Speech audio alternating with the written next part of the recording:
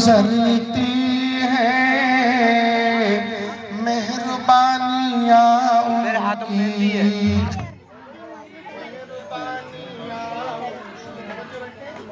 گردش بھی ہٹ بچ کر مجھ سے اب گزرتی ہے مہربانیاں ان کی، کتنے کام کرتی ہیں اب ہماری کشتی کو، اب ہماری کشتی کو ڈر نہیں ہے طوفان کا،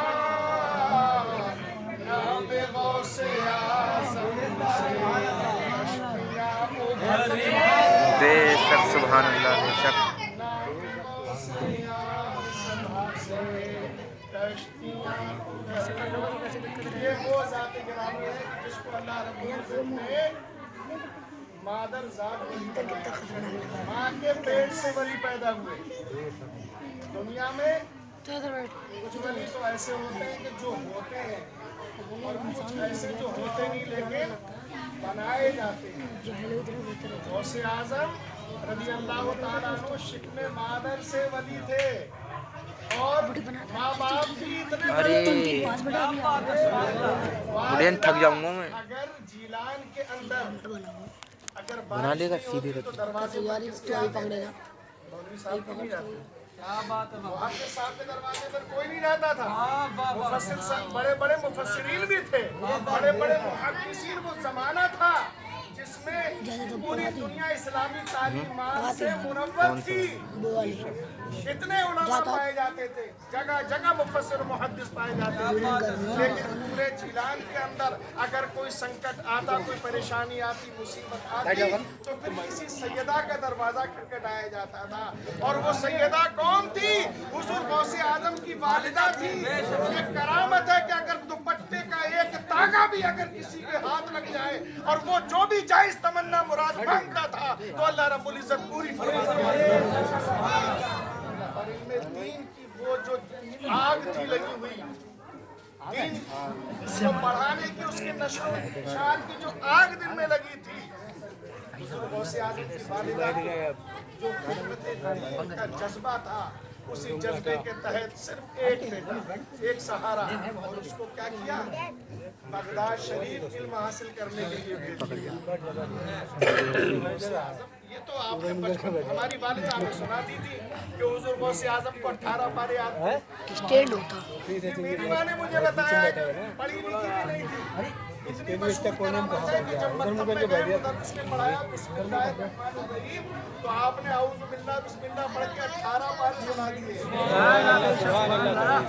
کہ بیٹا یہ 18 پارے کیسے ہوئی؟ 20 پارے کیوں نکائی نہیں یاد تھے؟ میری ماں یہی گردان کیا کرتی تھی، جب میں شکل مادر میں تھا تو میں نے وہ 18 پارے یاد کر لیے تھے۔ مادر کی کرامت ہے۔ جب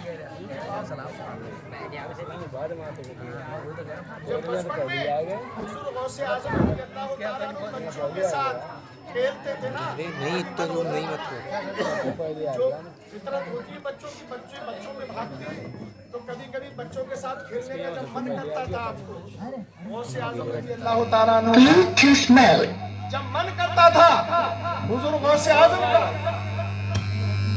جیسے ہی بچوں میں شامل ہوتے کھیلنے کے لیے آواز آتی، اے عبدالقادر ہم نے تجھے اس کام کے لیے اپنی والدہ سے جا کر کہتے تو وہ مسکراتی کہ اللہ نے تجھے دین کا مبلغ بنایا ہے، دین کی تبلیغ کے لیے تجھے بھیجا ہے، دین کا کام کرنے کے لیے بھیجا ہے، اور اس کے لیے علم ظاہر کی بھی ضرورت ہے۔ علم باطن کے ساتھ ساتھ علم باطن تو تھا لیکن علم ظاہر کی بھی ضرورت ہے۔ اس کے لیے بغداد کی سرزمین پر مدرسہ نظامیہ میں تعلیم حاصل کرنے کے لیے والدہ نے بھیجا۔ یہ جو بچے بیٹھے ہوتے ہیں نا، یہ اسٹیجوں پر بیٹھ کر تمہارے سامنے نعتیں پڑھتے ہیں، ان کو ہلکے میں مت لیا کرو۔ بڑے بڑے بچپن میں چھوٹے چھوٹے جب ہوتے ہیں، ان کی ماں کس طرح سے اپنے کلیجوں سے جدا کرتی ہے، اور یہ دوسری بستیوں میں جا کر جس وقت ہمارے بچے کپڑے پہننا نہیں سیکھ پاتے ہیں، اس عمر میں یہ بچے آ کر مدرسے میں خود اپنے کپڑے دیتے ہیں۔ بخار آتا ہے، ان سے کوئی پوچھنے والا نہیں ہوتا ہے کہ دوا لی ہے نہیں نہیں لی ہے. یہ کوئی ان کی خبرگیری کرنے والا نہیں ہوتا ہے لیکن اللہ ان کی خبرگیری کرتا ہے. میرے آقا فرماتے ہیں یہ مدرسے کے جو طلبہ ہیں یہ میرے مہمان. جو ان کو کھانا کھلاتے ہو نا, ان کو جو نذرانے دیتے ہو, یہ تمہاری قسمت ہے. تم نے ان بچوں پر احسان نہیں کیا ہے پڑھنے والوں پر, بلکہ تم پر ان بچوں نے احسان کیا ہے. خدا نے احسان کیا ہے کہ ان کی ناتوانی کا وسیلہ بن کر کوئی نہ کوئی کسی نہ کسی بہانے کے ذریعے تم ان کو جو کھانا کھلا دیتے ہیں, ان کو جو نذرانے دے دیتے ہیں. حقیقت یہ ہے کہ کل قیامت کے دن ان نذرانوں کے صدقے میں تمہاری بڑی بڑی گناہوں کو بخش دیا جائے گا, بڑے بڑے قائم کو بخش دیا جائے گا.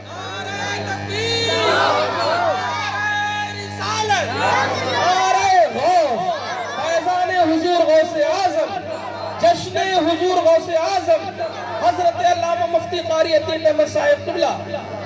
یہ سروں پر اونچی اونچی ٹوپیاں, یہ کرتے اور یہ پگڑیاں, یہ خالی ایسے ہی سروں تک نہیں آتی ہے. ان کے پیچھے بہت بڑا اسٹرگل ہوتا ہے, ان کے پیچھے بہت بڑا ایثار ہوتا ہے, ان کے پیچھے بہت بڑی قربانی.